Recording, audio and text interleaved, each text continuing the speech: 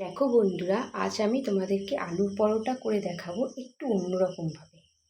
আলুর পরোটা আমি আলু সেদ্ধ করে তাতেই একটু নুন চিনি তেল দিয়ে, কোনো মশলা দিই না, কারণ বাচ্চারা খাওয়াই তো, অত মশলা দিয়ে খাওয়াই না।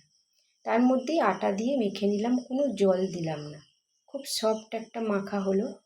এবারে বন্ধুরা দেখো, আমি বেলছি, একটুও বেরিয়ে যাবে না কোনো আলু।